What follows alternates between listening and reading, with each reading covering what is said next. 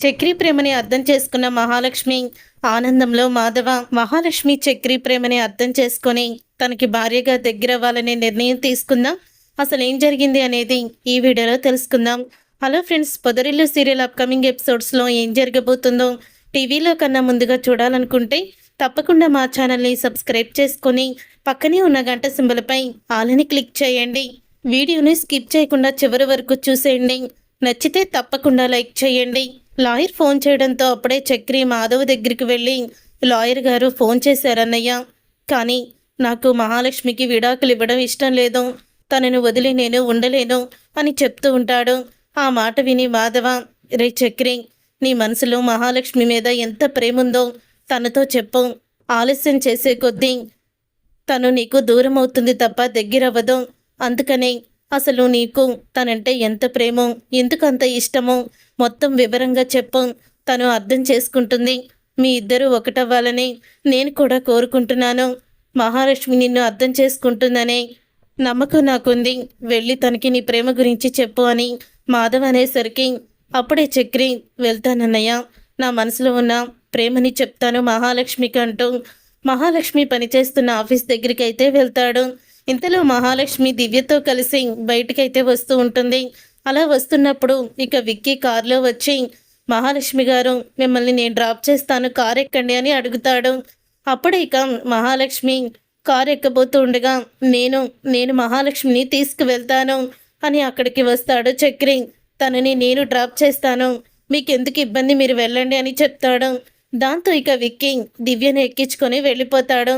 అలా వెళ్ళిపోయిన తర్వాత, ఏంటి మీరు సడన్గా ఆఫీస్ దగ్గరికి వచ్చారు అని మహాలక్ష్మి అడుగుతుంది. మీతో కొంచెం పర్సనల్గా మాట్లాడాలి, అలా పార్కుకు వెళ్ళి మాట్లాడుకుందాం, ఎవరూ లేని ప్లేస్కి వెళ్దాము అని చక్రి చెప్తాడు. అప్పుడు ఈ మహాలక్ష్మి, సరే పదండి అని ఇద్దరు కలిసి పార్కుకి అయితే వెళ్తారు. పార్కులోకి వెళ్ళిన తర్వాత జ్యోతిష్యం చెప్పే ఆవిడైతే ఎదురుపడుతుంది. అప్పుడే ఇక మహాలక్ష్మిని చూసి, అచ్చం మహాలక్ష్మిలా ఉన్నావమ్మా, మహాలక్ష్మి కళ ఒట్టి పడుతుంది నీకు ముఖంలో అని అంటూ ఉంటుంది. ఒకసారి నీ చెయ్యి చూపించని చెయ్యి చూస్తుంది. మహాలక్ష్మి జాతకం చూసి ఆమె ఇలా అంటూ ఉంటుంది, 6 నెలలు నువ్వు ఒక మంచి శుభవార్త వినబోతున్నావు. నిన్ను పెళ్లి చేసుకునేవాడు చాలా అదృష్టవంతుడు. నిజంగా మీ బంధం ఎప్పటికీ కూడా ప్రేమతో నిండు నూరేళ్ళు సంతోషంగా ఉంటుంది అని జాతకం చెప్పి ఆవిడ చెప్పడంతో చక్రి చాలా ఆనందపడుతూ ఉంటాడు. అవును, నిన్ను చూస్తుంటే పెళ్ళైపోయినట్టే ఉందమ్మా, మీ ఇద్దరి జంట చాలా బాగుంది, మీరిద్దరూ కూడా జీవితాంతం కలిసిమెలిసి ఆనందంగా ఉంటారు. ఆవిడ అలా అనడంతో చక్రి అయితే చాలా ఆనందపడుతూ ఉంటాడు. తర్వాత ఇక మాటలు కలుపుతూ ఉంటాడు చక్రి. ఆఫీస్ ఈరోజు ఎలా జరిగింది అని అడుగుతూ ఉంటే, ఈరోజు చాలా బాగా జరిగింది, నేను వేసిన ప్రాజెక్టు పిక్చర్స్ అందరికీ కూడా బాగా నచ్చాయి అంటూ మహాలక్ష్మి చెప్తుంది. అప్పుడు ఇక ఆలస్యం చేయకుండా, మహాలక్ష్మి గారు, మీరంటే నాకు చాలా ఇష్టం, మిమ్మల్ని ఎంతగానో ప్రేమిస్తున్నాను, ప్రాణానికి ప్రాణంగా ప్రేమిస్తున్నాను అంటూ మహాలక్ష్మికి తన ప్రపోజ్ని చెప్పేస్తాడు. దాంతో ఒక్కసారి మహాలక్ష్మి షాక్ అయిపోతూ ఉంటుంది. మన పెళ్ళి ఎట్టి పరిస్థితుల్లో జరిగినా సరే నేను మొదటి రోజు నుంచి మిమ్మల్ని నేను భార్యగా కోరుకుంటున్నాను, మిమ్మల్ని భార్యగానే ప్రేమిస్తున్నాను, మీరంటే నాకు చాలా ఇష్టం, మిమ్మల్ని వదిలి నేను ఒక్క క్షణం కూడా ఉండలేను అని చక్రి లవ్ ప్రపోజ్ చేసేస్తాడు. దాంతో మహాలక్ష్మికి కోపం అయితే రాదు, కానీ తను అలా షాక్ అయిపోయి చక్రి వైపు అలా చూస్తూ ఉండిపోతుంది. మహాలక్ష్మి గారు, మిమ్మల్ని చూసిన మొదటి రోజు నుంచి మీరు నా మనసులో ముద్రించుకుపోయింది మీ రూపం. అప్పటి నుంచే మిమ్మల్ని నేను ప్రేమించడం మొదలుపెట్టాను. మన ఇద్దరి కలయిక అప్పుడు ఒక యాక్సిడెంట్ ద్వారా మన ఇద్దరం కలిసాము. అప్పుడు నా తప్పు లేదని మీరు నా వైపున సపోర్ట్ చేస్తూ మాట్లాడారు. అప్పటి నుంచి మీరంటే నాకు ఇష్టం, అభిమానం అన్నీ కూడా ఏర్పడ్డాయి. తర్వాత మీ ఇంటికి నేను డ్రైవర్గా వచ్చాను. అలా వచ్చాక మీకు పెళ్లి కుదిరిందని, పెళ్లి చేసుకుని మీరు అమెరికా వెళ్ళిపోతున్నారని తెలిసాక చాలా బాధపడ్డాను. నా అదృష్టం ఇక్కడి వరకే ఉంది. నేను మహాలక్ష్మి గారిని ప్రేమిస్తున్నాను, కానీ తను నాకు దక్కాలంటే నాకు అదృష్టం ఉండాలి కదా, ఆ అదృష్టం నాకు లేదని చాలా బాధపడ్డాను. తర్వాత మీకు ఈ పెళ్ళి ఇష్టం లేదు అని తెలిసాక మీకు సహాయం చేయాలని అనిపించింది. అప్పుడు కూడా మిమ్మల్ని నేను ప్రపోజ్ చేసి నా వైపుకి తిప్పుకోవాలని అనుకోలేదు. మీకు సహాయం చెయ్యాలని అనుకున్నాను. అలా అనుకున్న తర్వాత పోలీస్ స్టేషన్లో నాకు ఇష్టం లేకుండానే ఆ రోజు మీ మెడలో నేను తాళి కట్టాను.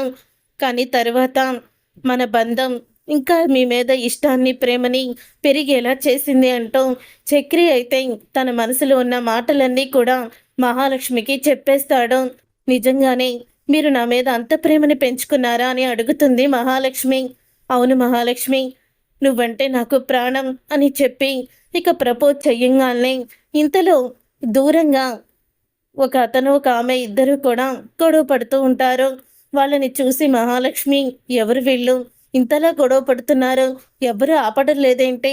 చక్రి గారు, మీరు వెళ్ళి కనుక్కోండి ఆ గొడవ ఏంటో అని అంటుంది మహాలక్ష్మి. అలా అన్న తర్వాత అప్పుడే ఇక మహాలక్ష్మి చెప్పంగానే చక్రి వాళ్ళ దగ్గరికి వెళ్ళేసరికి అతను ఎవరో కాదో చక్రి స్నేహితుడే. వీడు ఎవరో కాదండి, నా స్నేహితుడే, మేమిద్దరం స్కూల్ మేట్స్మి అని చెప్తూ ఉంటాడు చక్రి. రే సతీష్, ఏంట్రా ఇదంతా, ఎందుకు అమ్మాయితో గొడవ పడుతున్నావు అని అనగానే ఏమీ లేదు, ఈ అమ్మాయి ఎవరు అని చక్రిని తిరిగి మహాలక్ష్మి గురించి అతను అడుగుతాడు. తను నా భార్య.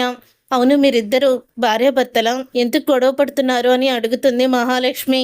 మేమిద్దరం భార్యాభర్తలం కాదు, తన పేరు శ్వేత, నా పేరు సతీష్, మేమిద్దరం కూడా ఒకే చోట పనిచేస్తున్నాం. తను నాకన్నా ఎక్కువ జీతం తీసుకుని పై స్థాయిలో ఉంటుంది. ఇప్పుడు నాకు ఇంగ్లీష్ రావడం లేదని, నా దగ్గర డబ్బు లేదని తను అవమానంగా ఫీల్ అయ్యి వేరే అతనితో పెళ్లికి సిద్ధమయ్యింది అని చెప్తాడు. ఆ మాట విని ఒక్కసారే చక్రి, ఇదేంటి, ఏదో నా కథకి దగ్గరలో ఉంది ఇది అని అనుకుంటూ ఉండగా, అసలు నువ్వెందుకు అతన్ని ఇష్టపడ్డం లేదో, అతనికి నచ్చలేదా అని అడుగుతాడు చక్రి. అతను నచ్చకపోవడం కాదు, తను అన్నీ కూడా అబద్ధాలే చెప్తాడు. కొంచెం కూడా ఆలోచించి ముందుకు అడుగు వేయడం, ఆలోచన శక్తి లేకుండానే అక్కడికక్కడే ఇష్టం వచ్చినట్లు అబద్ధాలు మాట్లాడుతూ ఉంటాడు, అక్కడికక్కడే నిర్ణయాలు తీసేసుకుంటూ ఉంటాడు అని చెప్తుంది శ్వేత. ఆ మాట విని ఒక్కసారే చక్రి, అమ్మో నిజంగానే నా కథకి ఇది మ్యాచింగ్ అయిపోయేటట్టుంది.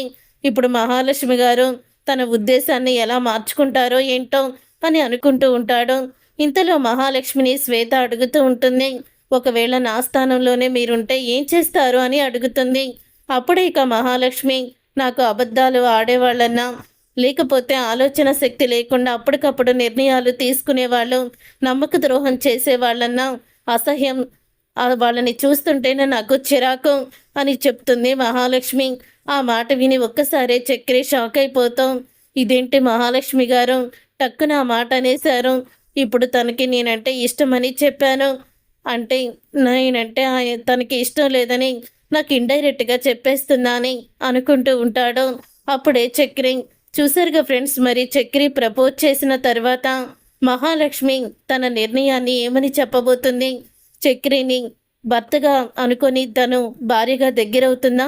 అసలు ఏం జరగబోతుందనేది రాబోయే కథలో తెలుసుకుందాం. చక్రి ప్రేమని మహాలక్ష్మి ఒప్పుకోవాలని అనుకునే వాళ్ళు తప్పకుండా మా ఛానల్ని సబ్స్క్రైబ్ చేసుకొని పక్కనే ఉన్న గంట సింబల్పై ఆల్ అని క్లిక్ చేయండి. వీడియోని తప్పకుండా లైక్ చేయండి.